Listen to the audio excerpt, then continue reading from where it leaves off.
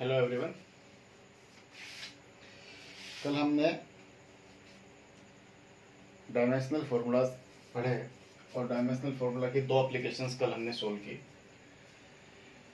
एक एप्लीकेशन थी कि हम वन सिस्टम ऑफ यूनिट से अनदर सिस्टम ऑफ यूनिट के अंदर उसको कन्वर्ट कर सकते हैं। सेकेंड थी कि हम किसी भी फॉर्मूला की करेक्टनेस को चेक कर सकते हैं।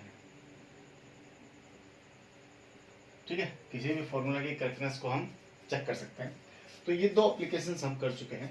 आज हम पढ़ेंगे टू डिराइव द फॉर्मूला।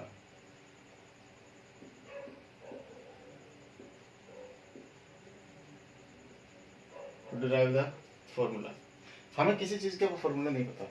ठीक है, फॉर एग्जांपल मैं बहुत आसान एक एग्जांपल ले रहा हूँ फोर्स का। ठीक है, force, I don't know what is the formula of force. मुझे नहीं पता फोर्स का फॉर्मूला क्या होता है। ठीक है, क्लियर है। लेकिन मुझे ये पता है कि किसी बॉडी के ऊपर जो हम फोर्स लगाते हैं, किसी बॉडी के ऊपर मैंने जो फोर्स लगाया है, वो उस फोर्स की जो वैल्यू है वो डिपेंड करती है इस बॉडी के मास के ऊपर, नंबर एक बात, और नंबर दो बात इस बॉडी के एक्सेलरेशन के ऊपर। ठीक है, मुझे क्या पता है, मुझे ये पता है कि फोर्स इस बॉडी के ऊपर लगाया गया और जितना फोर्स इस बॉडी के ऊपर लगाया गया वो डिपेंड करता है किसके ऊपर, मास के ऊपर और एक्सेलरेशन के ऊपर।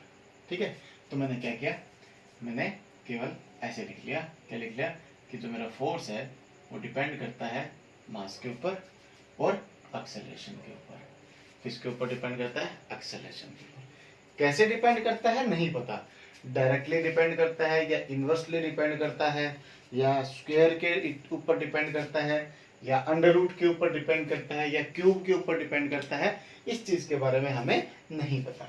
ठीक है, तो मैं क्या करूंगा, मैंने लेट कर लिया कि जो मेरा फोर्स है वो डिपेंड करता है मास की पावर ए, सॉरी ए तो यहाँ पे है तो हम कुछ और ले लेते हैं, मास की पावर एक्स और ए की पावर वाई।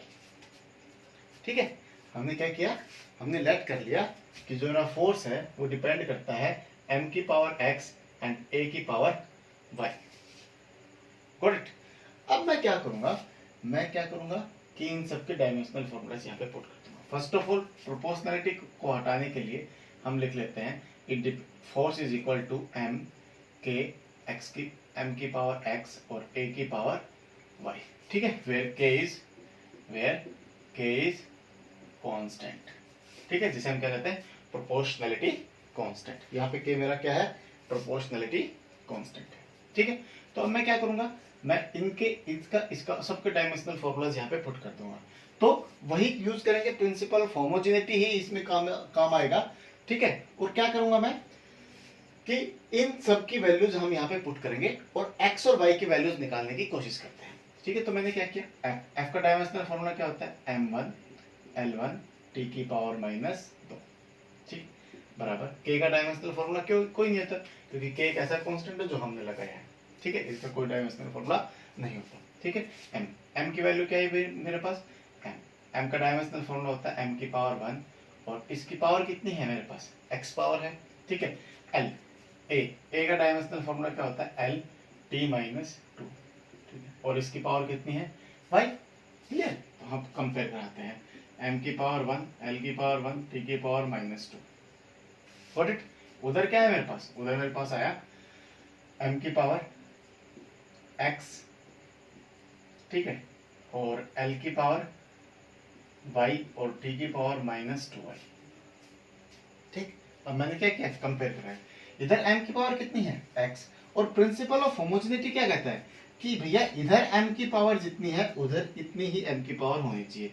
यानी कि डायमेंशंस जो है LHS और RHS दोनों के डायमेंशंस बराबर होने चाहिए। तो इधर क्या है मेरे पास, x बराबर 1, क्योंकि इधर m1 है तो इधर m1 ही होना चाहिए। तो x की वैल्यू क्या है मेरे पास, x बराबर 1 आया। ठीक, सिमिलरली l की पावर कितनी है 1, y की पावर कितनी है, सॉरी l की पावर कितनी है y, तो क्या है y बराबर भी क्या है 1। और इससे भी टाइम से भी निकाले तो टाइम की पावर -2y और टाइम की पावर -2, तो -2 से -2 कट गया, y बराबर 1, तो y की वैल्यू कितनी आई 1, x की वैल्यू कितनी आई 1, पुट इन दिस फॉर्मूला। तो f बराबर आया हमारे पास k m की पावर 1 और a की पावर 1। तो मैं लिख सकता हूँ f बराबर k m a, where in this case k बराबर 1 होता है, इसलिए f बराबर m a। ठीक है, यदि हमें k की वैल्यू नहीं पता है तो हम इसको इतना छोड़ देंगे। ठीक है, and it is my correct answer. ठीक है, it is my correct answer. ठीक है, समझ आया? ठीक है, एक और एग्जांपल लेते हैं इसका। ठीक है, देखो क्या है, इसी का ही एक और एग्जांपल लेता हूं। ठीक है, फेमस सवाल है, बार बार पूछा जाता है, घड़ी का पेंडुलम। ठीक है, घड़ी के पेंडुलम के बारे में तो हम सब जानते हैं। ठीक, तो उस पेंडुलम को देखते हैं, पेंडुलम कैसे काम करता है। ठीक है, तो वो क्या कहता है, देखो घड़ी का पेंडुलम, ये घड़ी में ऐसे ऐसे चलता रहता है। ठीक है, अभी जो पेंडुलम है, ये पेंडुलम एक्चुअल में कैसा होता है, देखो कैसा होता है पेंडुलम मेरा, कुछ इस प्रकार से होता है। ये एक रस्सी, ये एक मास। ठीक है, ये जो स्ट्रिंग होती है, इसकी लेंथ कितनी ले ली मैंने, L। ठीक है, ये जो स्ट्रिंग है, स्ट्रिंग कैसी कंसिडर करते हैं हम, मासलेस। ठीक है, यदि ये मेरे पास सिंपल पेंडुलम है, क्या है ये मेरे पास सिंपल पेंडुलम। ठीक है, और यदि ये सिंपल पेंडुलम है तो इस स्ट्रिंग का मास क्या लेते हैं, मासलेस, मतलब m बराबर 0। हालांकि मास 0 नहीं हो सकता, लेकिन इसका जो मास है वो बहुत ही कम होता है। ठीक है, हम इसको क्या लेते हैं, नेग्लिजिबल मास। ठीक, और ये क्या है, ये इसका मास है, यानी कि ये क्या होता है इसका बॉब। ठीक है, जो नीचे लटका हुआ होता है। ठीक है, क्लियर है? अच्छा, और ये नीचे की तरफ फोर्स लग रहा है, किसकी वजह से भैया, ग्रेविटी की वजह से। किसकी वजह से, ग्रेविटी की वजह से। तो it is accelerated downward due to gravity. ठीक है, तो एक्सेलरेशन कितना आया इसके अंदर, एक्सेलरेशन ड्यू टू ग्रेविटी, जिसकी वैल्यू फिक्स होती है अपने पास 9.8, वो बात की बात है। ठीक है, ठीक है, अपने को क्या करना है, वो क्या कहता है मुझे, वो कहता है टाइम पीरियड। देखो अभी क्या करेगा, ये ऐसे घूमेगा,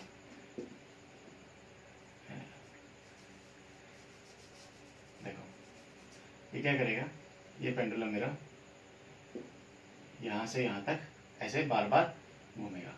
ठीक है, ऐसे पेंडुलम बार बार ऐसे घूमेगा। ठीक है, अब इसका जो टाइम पीरियड है वो फिक्स रहता है। ठीक है, इसका जो टाइम पीरियड है वो क्या रहता है, फिक्स रहता है। ठीक है, और टाइम पीरियड को हम क्या कहते हैं, time period is capital T. Time period क्या होता है, कैपिटल टी। कैपिटल टी यानी कि it is the time taken to complete one cycle. ठीक है, टाइम पीरियड क्या होता है, टाइम पीरियड होता है एक कंप्लीट साइकिल को पूरा करने में, एक चक्कर पूरा करने में कितना टाइम लिया, उसे हम क्या कहते हैं, टाइम पीरियड कहते हैं। ठीक है, जैसे ये पेंडुलम है, यहाँ से इधर गया, ठीक, फिर वापस आया, ठीक, फिर इधर गया, ठीक, और फिर वापस आया। ठीक है, तो ये क्या हो गया, इसका एक पूरा चक्कर हो गया।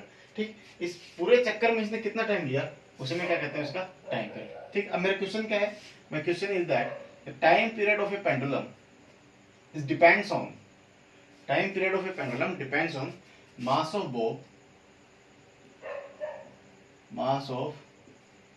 bob, length of pendulum, length of string, ठीक है, and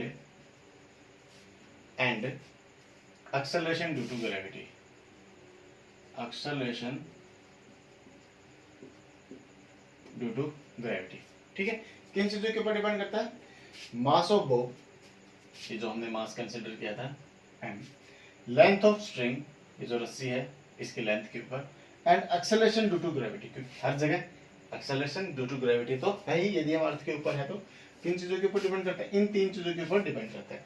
ठीक, तो हम क्या करेंगे, वही जैसे अभी क्या था, लेट कर लेंगे, T is directly proportional to m raise to power a, L raise to power b, ठीक है, and acceleration due to gravity raise to power C.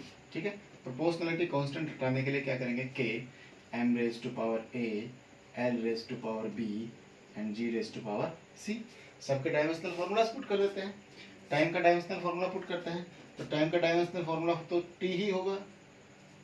ठीक है, और इधर इन सबका डायमेंशनल फॉर्मूला पुट करें तो के का कोई डायमेंशनल नहीं होगा क्योंकि कांस्टेंट है। एम का डायमेंशनल फॉर्मूला एम की पावर 1 और इस सारे की पावर ए। ठीक है, एल का डायमेंशनल फॉर्मूला एल की पावर 1 और इस सारे की पावर डी। और जी का dimensional formula L T minus 2 और इस सारे की पावर सी। ठीक हो गया, इतना समझ आया। अब इसको खोलते हैं, खोले तो क्या है मेरे पास, t is equal to M की पावर ए एल की पावर बी और एल की पावर सी, तो एल की power B plus C into T की पावर, इधर नहीं है, टी की पावर माइनस 2c। ठीक है, इधर m की पावर कितनी है, a, इधर m की पावर कितनी, m है ही नहीं। मैं इसको ऐसे लिख सकता हूँ, ऐसे लिख सकता हूँ, m की पावर 0 l की पावर 0 t की पावर 1। ठीक है, मैं इसको ऐसे लिख सकता हूँ। तो मेरे पास कितना है, m की पावर इधर a, इधर m की पावर कितनी है 0, तो कितना है a बराबर 0।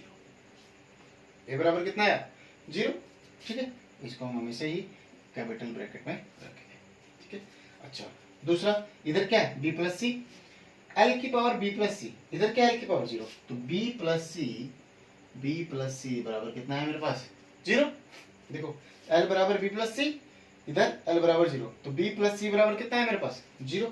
ठीक है, सिमिलरली इधर t की पावर कितनी है माइनस 2c, इधर t की पावर कितनी है 1, तो minus 2c is equal to 1, तो c इज इक्वल टू है माइनस 1/2। ठीक है, c इज इक्वल टू क्या है मेरे पास माइनस 1/2। नाउ c a बराबर 0, सबकी वैल्यूज इस वाले फॉर्मूले में पुट कर देंगे।